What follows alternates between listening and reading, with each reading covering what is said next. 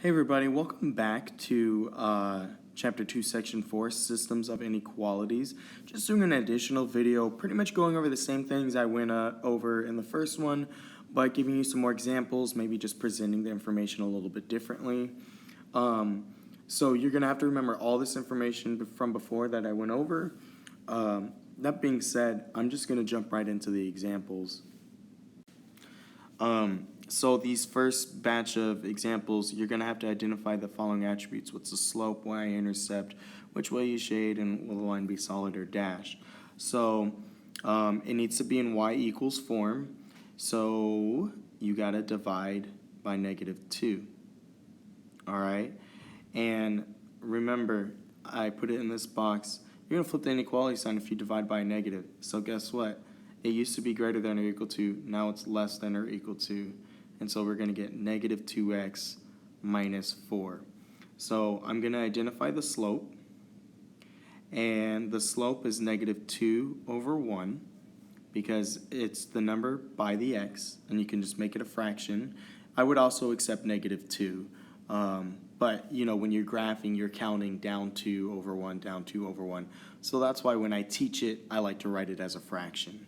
Y-intercept is where the number by itself without the x, the -4. So I want you to write it as a coordinate, 0, -4. But I got it. I got that information from right there. Now, which way will it shade? It's going to shade up because of... Oh, I'm sorry. It's not going to shade up. I was looking at the original, right? But we had to flip it. So it's not going to shade up. It's going to shade down. All right? And is it going to be a solid or dashed line? If it's underlined, it's going to be solid. Whether you flip the inequality sign or not, it doesn't matter. It's not going to change whether it's going to be solid or dashed. That just matters if it has an or equals to option on there. So that's number 1. Let's look at number 2. Number 2 is in y equals already. But do you have a slope? Remember, the slope is married to the x. When you're looking at y equals mx plus b, if there's no slope, there's nothing by an x. So this is a 0 slope. So I'll just spell out the word 0. 0 slope. Your y-intercept is, that's all you're given, the -3. So your y-intercept is at 0, -3. And let's see here. Which way is it going to shade, above or below? It's a less than sign, so it's going to shade below, shade down, whatever you want to say. And then is it a solid or dashed line? It's a solid line. So here's the thing to remember.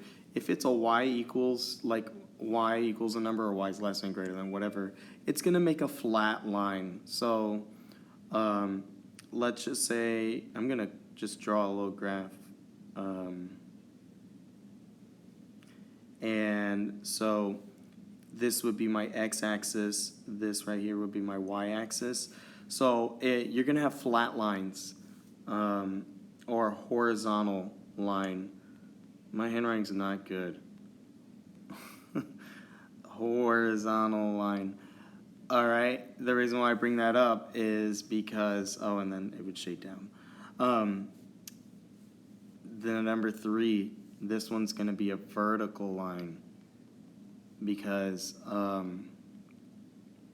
it's not with going through y, it's going through x. If it's going through x, that is an undefined slope. There, I typed it out to make sure there's no, just so I'm super clear.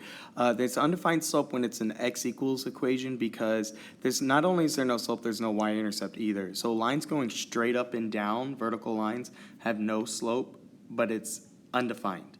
So if you say no slope to me, I'm like, do you mean 0 slope or do you mean undefined slope? So no slope just sounds kind of vague.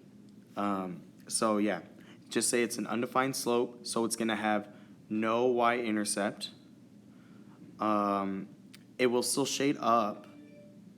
And what else can I say about this? It's a dashed line because it's not underlined. But instead of shading up, since it's a vertical line, it's going to shade to the right because that's the positive direction. The arrow points which way it's going to shade.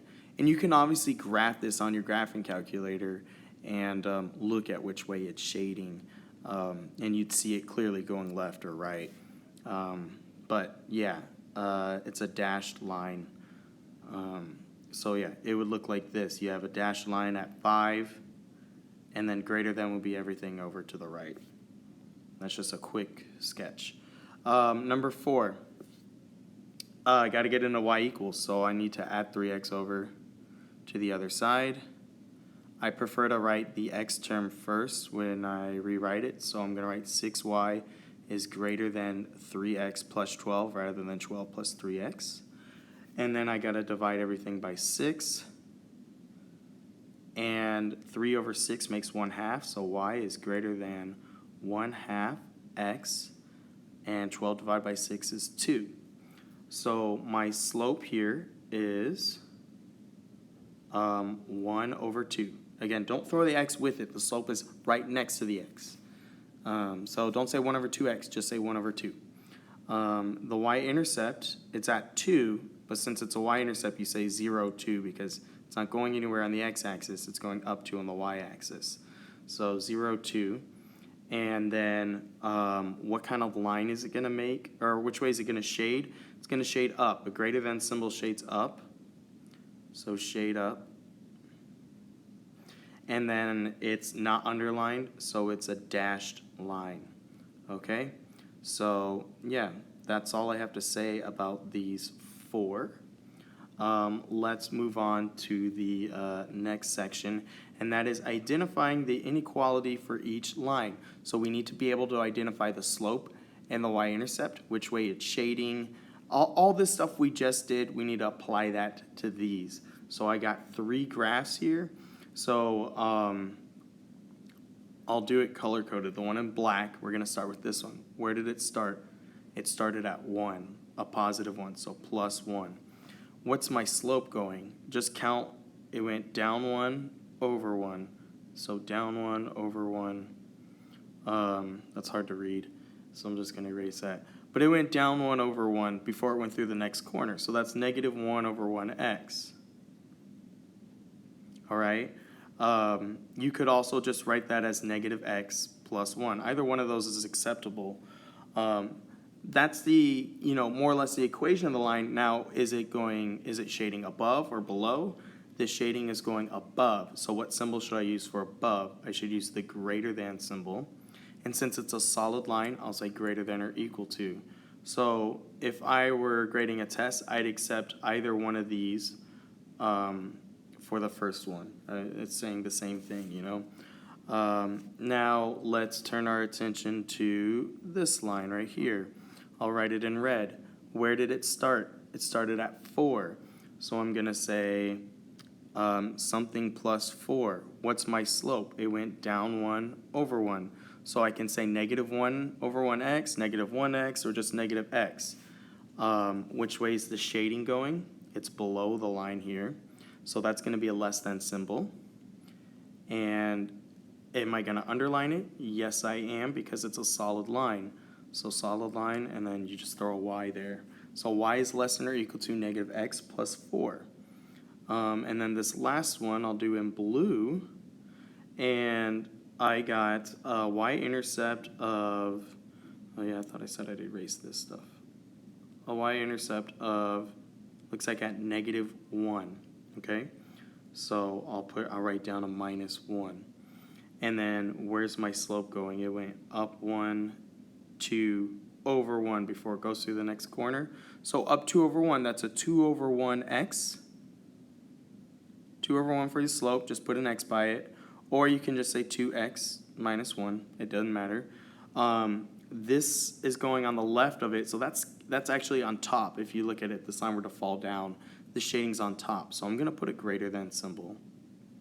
And I'm not going to underline it because it's a dashed line. So I'm going to say either y is greater than 2 over 1x minus 1 or y is greater than 2x minus 1. They're the same thing. Feel free to write it as a fraction if it helps you out. it's not really required unless the answer is a fraction like 1 over 4. You can't write that as a whole number. I mean, I guess you could write it as 0.25, but let's not get into that. Let's move on to this one. So I have a flat vertical line. So that's an x1 because I just went over that on number 3. You have a vertical line. It's not touching anywhere on the y-axis. So what number did it go through in the x? Right there, that's 1. So x and 1, it's shading to the right. So that means I'm going to have a greater than symbol. It's like pointing to the right, just think of it like that. And then it's a solid line, so x is greater than 1. So that's all there is to say about that one. So let's move on to the horizontal line, which horizontal lines I said is like this example number 2. Horizontal lines, well, where did it get through on the y? It touched the y-axis at -2. So I'll put a y and a -2, and I just need to determine is it shading up or down? It's shading above. All the shaded area is above it, so that's a greater than symbol. Am I going to underline it? No, I'm not, because it's a dashed line. So there's the second line right there. And this last one, I'll do in blue. We identify the y-intercept at +1. So the first thing I'll write down is +1. And then I just need to find my slope. It looks like it's going up 1 over 1, up 1 over 1. So it's a 1 over 1. So you can say 1x, 1 over 1x, it doesn't matter. The shading is below the line here. So I'm going to use a less than symbol. And so y is less than x plus 1. I'm not going to say less than or equal to because it's a dashed line. So those are the 3 inequalities for that graph. Let's do one more. I got this line right here. It's a vertical line. And the shading's all the way to the right of it, like way over here. So it's going to be a greater than thing. And it's going to be an x line. I'm kind of like saying too many things at once. Where is it going through? That looks like that's at -2 on the x. So I'll write down x, -2, and the shading's going to the right of it. And it's a dashed line, so that's all I have to say about that one. Let's do the other vertical line next, and that would be this one. And that's a +3 on the x, and the shading is now to the left of that one. So the inequality sign will point to the left, and it's not going to be underlined either because that's another dashed line. So now I have these 2 solid lines. They both start at +1. So I'll do one in black, I'll do this one in black, and then I'll do this one in green. So we got a black and a green dot on that. So let's just do the black one first. So I'll have something, oh wait, I already used black. Let's use blue. So blue. So I got +1, and then the blue line is going, let's see here, it goes up 1 over 1, 2. So up 1 over 2, that's 1 over 2x before it hit through the next corner. Where's that shading going on this one? That shading's below it, so I'm going to put a less than sign. It's a solid line, so underline it, and you get y is less than 1/2 x plus 1. And now the green one starts at 1, and the green one's going down 1 over 1, down 1 over 1, down 1 over 1. So that's a -1 over 1x, or just a -1x or -x. It's a solid line, but the shading is going above it this time. This is above that line. So I'm going to say y is greater than or equal to -x plus 1. And that'll wrap it up for that kind of section right there. And the last thing I wanted to go over was, without using a graph, is the given point, is the point given in the solution set. So I want you to plug in the point. Remember, all points are x comma y. So I'm going to have 2 is greater than or equal to 5 times 1 minus 6. Then I'm going to evaluate 2 is that less than or equal to 3 times 1 plus 1. And then I'm going to evaluate 2 is greater than -1 plus 2. So let's check these out. 5 5 times 1 is 5. 5 minus 6 would make -1. Is 2 greater than -1? Yes, it is. 3 times 1, 3, plus 1 is 4. Is 4 greater than 2? Greater than or equal to 2? Yes, it is. And is -1 plus 2, that's like 2 minus 1, so that's 1. Is 1 less than 2? Yes, it is. So the answer to this one is yes. They all have to be yes. However many equations you're given, they all have to say yes to be a yes. One no makes it become a no. So this one, I am plugging in 1 for x and 3 for y. So I don't even have to solve this for y because I'm not graphing it. So 2 times 1 plus 3, is that greater than or equal to -3? 3 times 1 minus 3, is that greater than -4? And 3 times 1 minus 3, is that less than or equal to 3? So we got 2 times 1 plus 3, that's 2 plus 3, that's 5. 5 is definitely greater than -3.